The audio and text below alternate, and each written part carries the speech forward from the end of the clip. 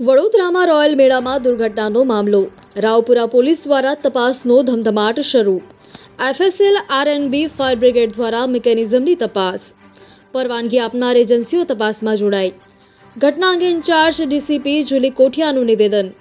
Royal મેળામાં helicopter રાઇડનો દરવાજો ખુલી ગયો હતો. દરવાજો ખુલી જતાં બાળક રાઇડમાંથી નીચે પડ્યું હતું. રોયલ મેળાના સંચાલક નિલેશ તુરખિયા, મેનેજર હેમરાજ મોરે અને ઓપરેટર યુનુસ મોહમ્મદ રાઉમાની અટકાયત કરી હોવાની માહિતી આપી. ઇન્સ્પેક્શનની કામગીરી ચાલી રહી છે. તેના રિપોર્ટ બાદ કાયદેસરની કાર્યવાહી કરાશે. જરૂરી મંજૂરી બાદ જે રાઇડ શરૂ કરવામાં આવી તે અંગે તપાસ ચાલી રહી છે. મદદનીશ ઇજનેર, નાયબ કાર્યપાલક ઇજનેર, ડીસીપી ટ્રાફિકની બનેલી કમિટી તપાસ કરી રહી છે.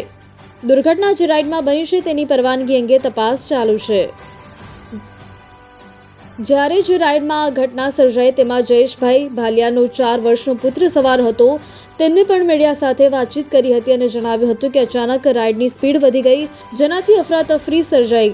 હું મારા પુત્રને સલામત બહાર કાઢવા જઉં તે પહેલાં મારો પુત્ર પટકાયો હતો, જે બાદ અન્ય ઓપરેટર દોડી આવતા તેને રાઇડ્સનો વીજ પ્રવાહ બંધ કર્યો, જેથી અન્ય બાળકો સલામત બહાર નીકળ્યા.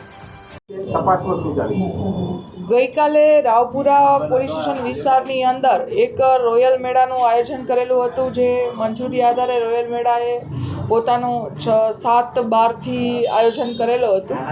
એની અંદર ગઈકાલે હેલિકોપ્ટર આકારની જે રાઇડ હતી એમાંથી બાળકના પડી જવાની દુર્ઘટના બનેલી હતી અને આ દુર્ઘટના અન્વયે તપાસ કરી એમના સંચાલક, મેનેજર અને એના ઓપરેટર છે એમને પૂછપરછ અર્થે પોલીસ સ્ટેશને લાવવામાં આવેલા છે અને જે સુપરવાઇઝિંગ કમિટી છે જેના રૂલ્સ અને રેગ્યુલેશન પ્રમાણે આમને મંજૂરી આપવામાં આવે છે અને તપાસણી કરવામાં આવે છે. હાલ એ તપાસણીનું કામ ચાલુ છે. એનો રિપોર્ટ આવે આગળની કાયદેસરની કાર્યવાહી કરવામાં આવશે.